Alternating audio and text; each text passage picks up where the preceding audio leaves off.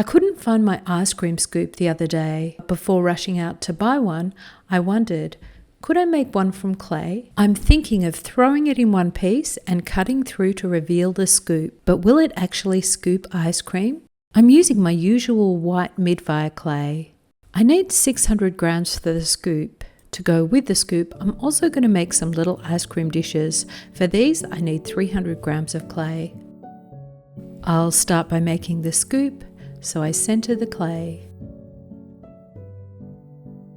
And then I bring the clay up into a tall column. I leave some extra clay at the top because I'm going to make an enclosed form at the top of the column. I flatten the top of the clay, and then I push down into the clay about 4 to 5 centimeters. I open out a little and bring out the walls. I want a curved interior.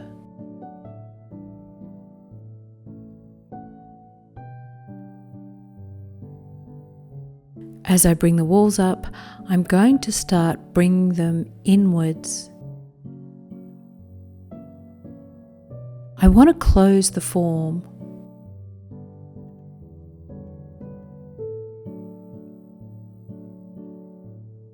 At the top, where the walls are going to join, I thin the clay out a little.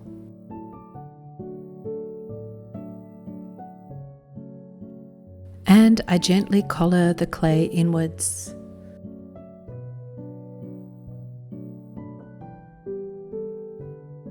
Finally bringing the clay together.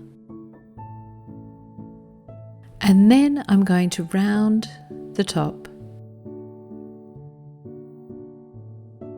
I smooth and round the scoop. I support the form to keep it on center. And I trim away some of the clay at the base. I have to be careful not to trim away too much of the clay at the base or the scoop will detach. And I set aside to dry to leather hard. My scoop is ready to trim. I trim by cutting from the top down. I'm using a kitchen paring knife. I feel as if I have more control with this knife than some pottery knives. The cutaway clay makes a cute spoon. I experimented with the shape a little, but I think the one that works best is a shape with a bit of a cutout. So I trim a curve into the sides. And then I just round the inside a little. Actually, there's a bit of carving involved to get the shape right. I need to thin the edges. I think that's essential for the scoop to work. After carving with a trimming tool, I use my fingers and then I use a damp sponge. If you haven't already done so, remember to hit the subscribe button so you stay up to date with all of our projects. So that handle is really chunky. I need to let it dry, so I'm going to hollow it out a little. And the clay's still damp enough for me to do this without the handle cracking. And that's it. I let it dry. And I'm going to colour my scoop with Underglaze. So this is a very similar colour to my duck egg blue glaze. But the Underglaze is really convenient. Also, I'm making a few of these and I want to colour them in various pastel colours. There's no way I want to have that many coloured glazes sitting around. I add the colour while my pieces are still greenware. I like the feel of decorating better this way. And once they're bisque-fired, I can just glaze over the top with my clear glaze. These will take a while to fully dry. And now to the little ice cream dishes. I actually want it to look like one of those little paper cups you get ice cream in when you don't want a cone. So I take 300 grams of clay and I center. I flatten the clay to 9 centimeters diameter. And then I push down into the clay. I don't need to trim a foot ring, so I don't need a lot of clay in the base. Using smaller pieces of clay is definitely a relief. Notice I'm using my fingertips more as I bring up the walls. I bring the walls up to 7 centimeters in height. And on the final pull, I can bring them outwards slightly. And I use my rib to straighten.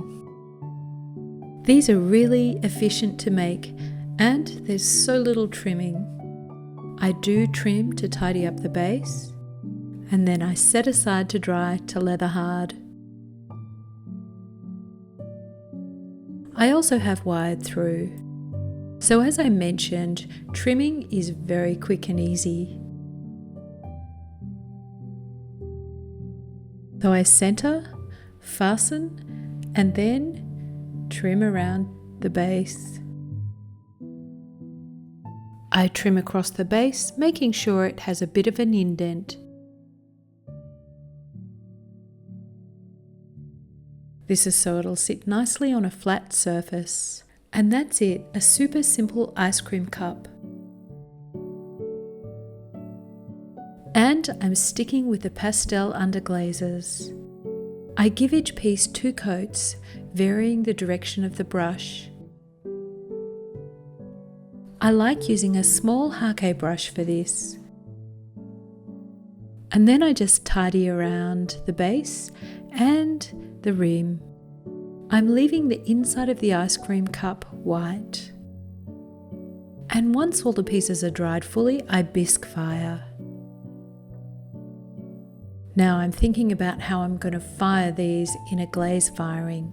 I have some stilts that can work for the low firing, but if I want to fire a little higher, I'm going to need to find an alternative method. Luckily, these have a flat base and they could fire on their base.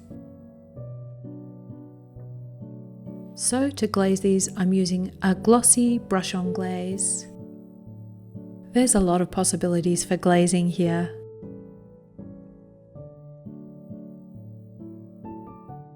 I glaze the ice cream cups the same way.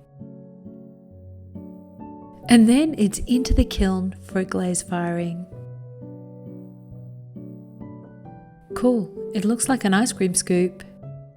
And it feels like an ice cream scoop. Let's see if it works. Use some warm water. I'll try out the scoop with straight sides first. It does the trick. I think I can objectively say I've made an ice cream scoop that works, but I think some of my modifications might make it even better. Let's see how we go with the ice cream scoop with curved sides. And the pastel ice cream cups are really sweet. I'm kind of glad I misplaced my ice cream scoop, because otherwise I wouldn't have experimented with this form.